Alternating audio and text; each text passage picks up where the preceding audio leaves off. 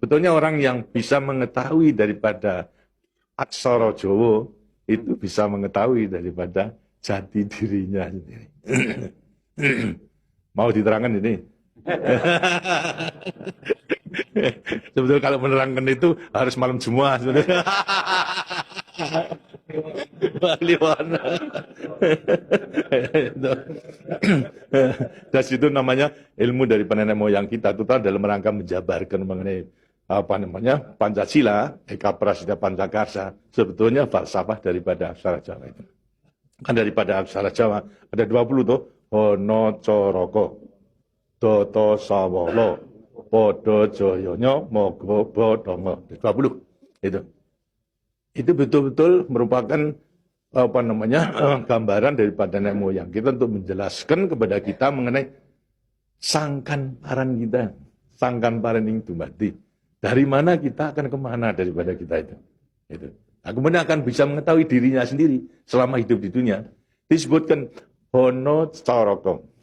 Ho itu daripada apa? Hono. Hono ada. No itu daripada apa? Dari wujud daripada Hono. Mulai daripada Gono Legeno. Gono itu belum wujud, belum berbentuk. Apa namanya? Legeno itu masih belum ada sandangan, masih utuh.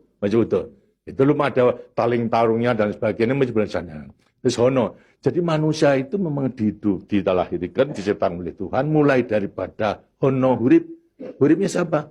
Nur daripada Tuhan Yang Maha Kuasa. Lantas diciptakan oleh manusia terdiri pada apa namanya? Tanah, kemudian air, lantas apa namanya? Ini Hawa dan juga api. Apa itu? Ya daripada semua tumbuh-tumbuhan yang ada ini.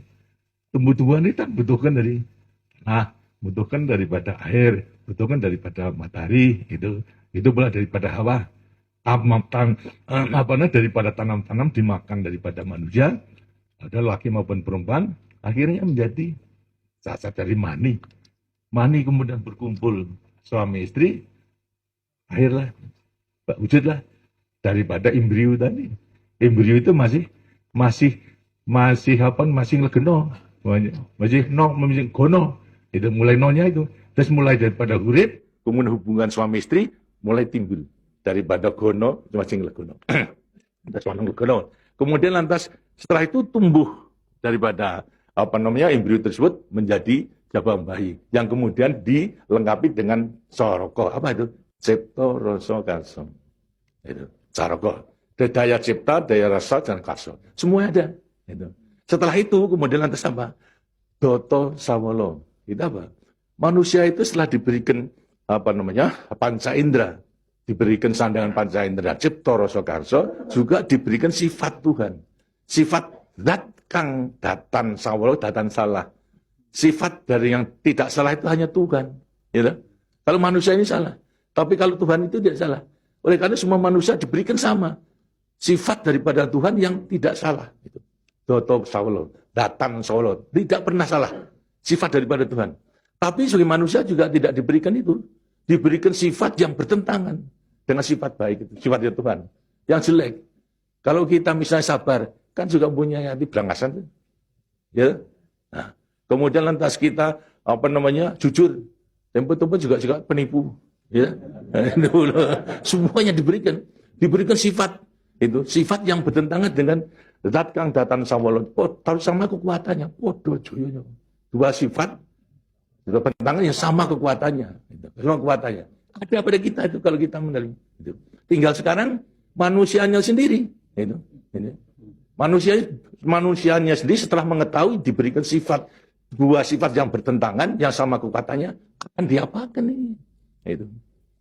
Lantas sekarang Doto Sawolo, Podo Joyo, Mogo Bodongo. Mo itu sukmo, go itu satu. Mogo bo badan. Jadi selama sukmo masih satu dengan badan, sukmo masih manunggal badan, manusia hidup. Selama itu masih ada, diuji dalam rangka dua sifat yang bertentangan tadi. Yang podo joyo tadi. Lantas, tapi kalau kemudian lantas sukmo sudah pisah dengan badan, lantas apa? Badannya tinggal, jadi apa? Badan. Tinggal pertanyaannya, sukmonya mau kemana? Sukmanya mana? Ya terserah kepada saudara-saudara semua. Mana-mana itu. Jadi semuanya tergantung pada dirinya. Semua diberi perlengkapan yang sama. Tuhan Maha Hadir, tapi tinggal kepada dirinya masing-masing dalam mengendalikan.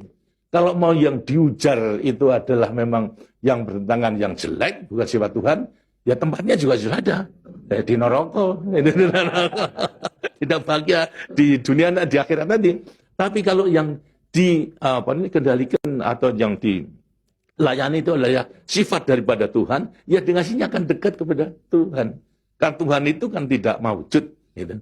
Tidak bentuk, ya, tapi sifatnya ada. Jadi kalau kita mau kembali dekat kepada Tuhan, ya membawa sifat yang baik itu, sifat Tuhan kepada Tuhan. Itu sebenarnya gampangnya daripada rahasia hidup itu sebetulnya hanya itu saja. Tapi tidak tergantung pada saya, tergantung pada saudara-saudara sendiri dalam rangka pengeterapannya itu. Gitu. Makanya itu coba pelajari daripada semua ini, daripada untuk mengendalikan dua sifat yang bertentangan tadi itu dengan dirinya agar supaya betul-betul bisa menempati diri. Kemudian di samping itu juga Tuhan itu memberikan suatu takdir kepada sifat kodrati daripada manusia. Apa sifat kodrati manusia? Manusia dilahirkan sebagai individu, ya toh? Kita masing-masing individu. Tapi kehidupan kita sejak mulai daripada adanya janin sampai pada mati tergantung pada orang banyak. Jadi kemudian dalam hidup kita di dunia itu hanya memenangkan kepentingan pribadinya sendiri. Lihat kan tidak adil. Tidak adil. Seharusnya memang menyadari bahwa sebagian besar daripada hidupnya tergantung kepada orang lain. Karena itu wajiblah sekarang memenuhi panggilan untuk ya bersama-sama dengan orang lain. Sebab hidup di dunia itu adalah bisa serasi. Jadi karena itu lantas sekarang namanya sifat kodrati daripada sifat yang monodualistis. Itu. Satu tapi kembar dan tapi satu. Ialah sifat individu sama sebagai makhluk sosial. Nah, itu kuncinya daripada penghayatan, pengamalan daripada Pancasila. Gitu. Nah, demikianlah waktunya saya kira sudah.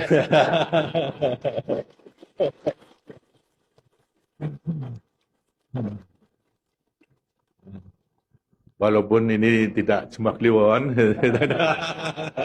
tapi minggu, karena itu sebagai peninggalan daripada ilmu, dari peninggalan nenek moyang kita, yang namakan juga ilmu kasunyatan sama sangkan paraning dumadi itu sebetulnya ilmu kebatinan dalam arti bukan klenik. Kebatinan dalam arti mendekatkan diri kepada Tuhan, pada Tuhan. Jadi orang mengatakan itu klenik, itu bukan. Yang klenik itu yang salah melaksanakannya, itu yang klenik itu. Tapi sebetulnya intinya adalah memang demikian. Nah, mudah-mudahan saudara-saudara akan bisa sekali lagi mengoreksi kepada diri sendiri. Artinya kasunyatan, lihat kenyataan pada dirimu sendiri. Itu. Bagaimana? Karena sudah mengetahui, baru nanti akan gampang. Kita meletakkan semuanya. Terima kasih. Dan demikianlah daripada penjelasan. Karena itu setelah nanti selesai kembali ke tempatnya masing-masing, mudah-mudahan akan bisa melaksanakan tugasnya dengan sebaik-baiknya dalam kita melanjutkan pengabdian kita pada negara dan bangsa yang sedang membangun ini. Terima kasih. Wassalamualaikum warahmatullahi wabarakatuh.